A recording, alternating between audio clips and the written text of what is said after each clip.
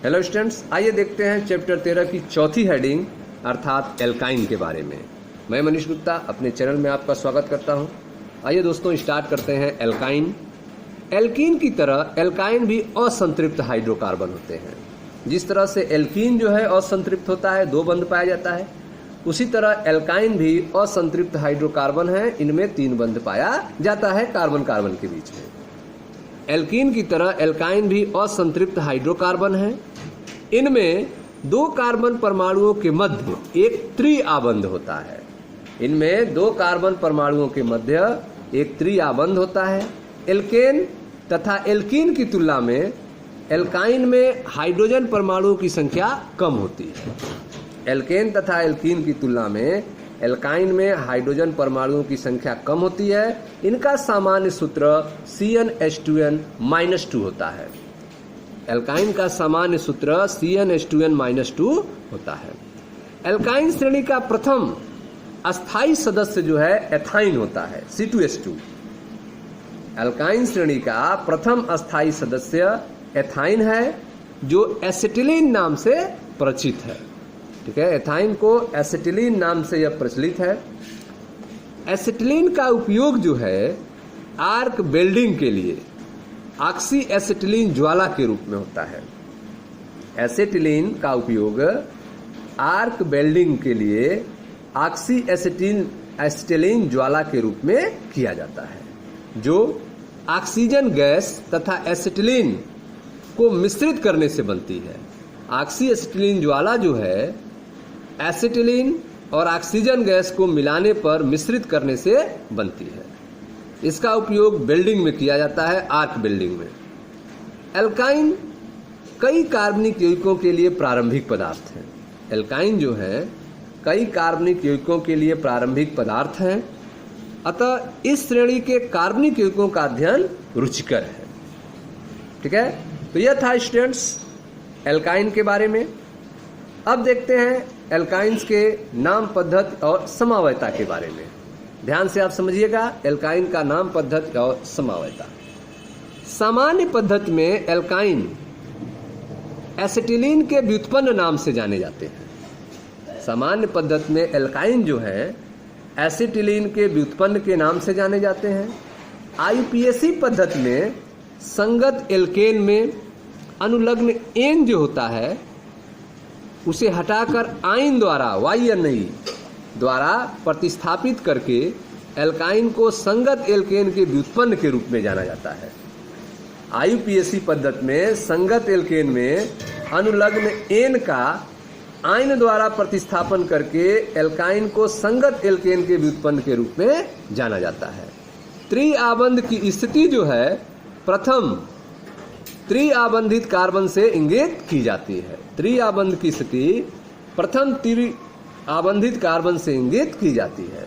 3 आबंध वाले कार्बन को नंबर 1 दिया जाता है। एल्काइन श्रेणी के कुछ सदस्यों के सामान्य और आईयूपीएसी नाम आप देख सकते हैं, यहाँ पे दिए गए हैं सारणी में। n का मान 2 तो सूत्र होगा C2H2 CnH2n-2 से। n का मान 3 होगा तो C3H4 होगा। n का मान 4 होगा तो C4H6 होगा। n का मान 5, ठीक है, n का मान 4 होगा तो C4H6 होगा, लेकिन इसके 2 कंपाउंड संभव हैं, 2 संरचना सूत्र संभव है। तो आइए देखते हैं।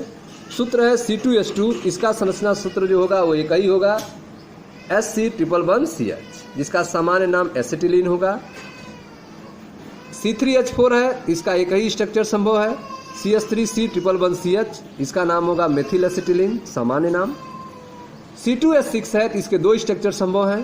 पहला है CH3CH2C111CH, दूसरा है CH3C111C1CH3। 2 नाम होंगे, पहले का नाम होगा एथिल एसिटिलीन, दूसरे का नाम होगा डाइमेथिल एसिटिलीन। अब आते हैं आईयूपीएसी नाम पे।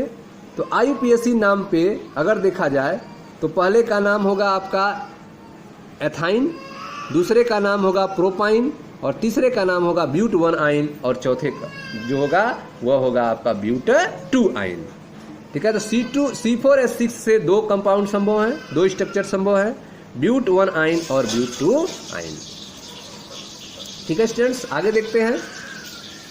जैसा आपने पहले पढ़ा है, एथाइन तथा प्रोपाइन अणुओं की केवल एक ही संरचना होती है।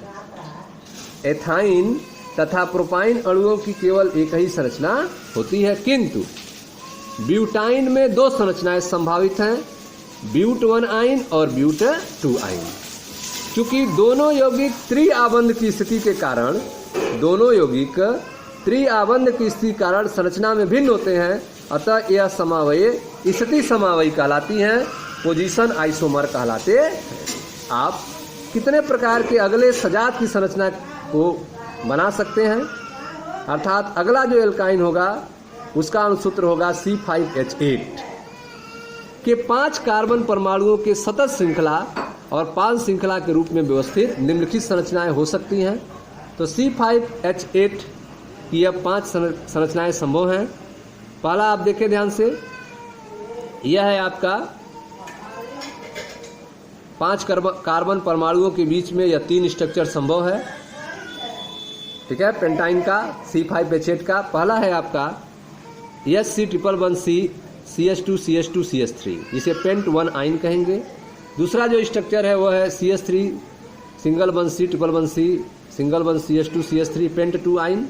और तीसरा जो संभावना है वो है CH3CH CH3 CCH, अर्थात 3 मेथिल ब्यूट 1 आयन, ठीक है। यह 3 संरचनाएं संभव हैं पेंटाइन का, पेंट 1 आयन, पेंट 2 आयन और 3 मेथिल ब्यूट 1 आयन, ठीक है। अब इसमें जो फर्स्ट और सेकेंड है, पहले और दूसरे, यह स्थिति समवाय के उदाहरण है, पोजीशन आइसोमर है। पहले में 2 बंध जो है पहले कार्बन पे है, दूसरे में 3 बंध जो है दूसरे कार्बन पे, अर्थात यह पेंट 1 आयन, पेंट 2 आयन स्थिति समवायी है, पोजीशन आइसोमर है। तथा संरचना सूत्र फर्स्ट और थर्ड, सेकेंड और थर्ड श्रृंखला समवायी के उदाहरण है, चैन आइसोमर के उदाहरण है,